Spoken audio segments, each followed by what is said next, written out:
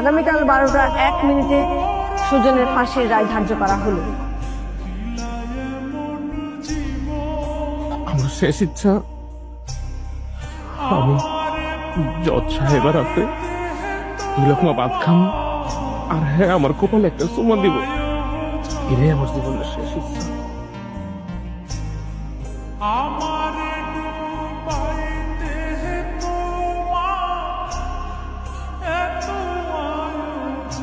আমার একটু পানি দাও না মা।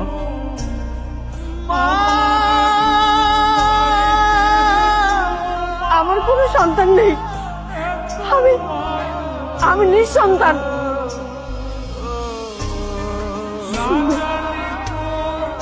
তুমি শুনবে কেন আমাকে মা বলে ডাকলো?